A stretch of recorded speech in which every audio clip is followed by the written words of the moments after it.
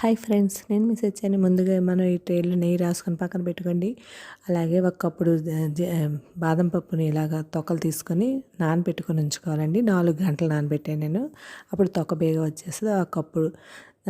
ఆ కప్పుతోటి పంచదార కూడా తీసుకోవాలండి మనం. అంటే గ్రైండ్ చేసిన పంచదార అండి.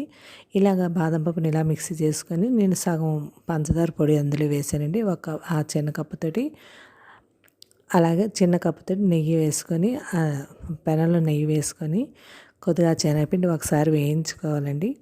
ఒకసారి స్లోగా పెట్టుకొని స్లో ఫ్లేమ్ మీద వేయించుకోవాలి, లేకపోతే మాడిపోతుంది శనగపిండి. అలా ఒకసారి వేగాక అందులోనే మనం మిక్సీ చేసుకున్న ఈ బాదం పప్పు ముద్ద కూడా అందులో వేసుకొని వేయించేసుకోండి. ఒకసారి వేయించుకొని అందులోనే ఇంకో కప్పు పంచదార పొడి వేసుకున్నాను నేను.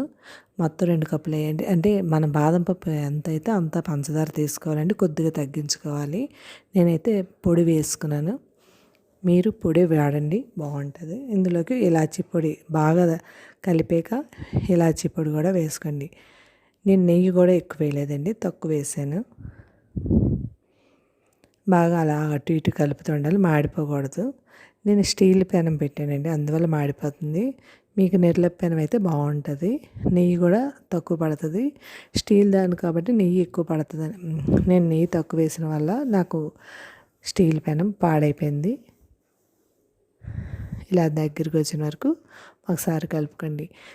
కలుపుకున్నాక మనం ట్రేలో వేసుకొని నొక్కేసుకోవడమేనండి. నొక్కేసుకొని మనకి ఏ షేప్ కావాలంటే ఆ షేప్లో కట్ చేసుకొని ఎంజాయ్ చేయండి.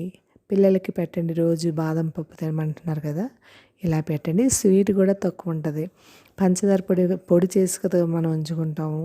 బాదం పప్పు ఎంతైతే పంచదార పొడి అంతే చేసుకోండి.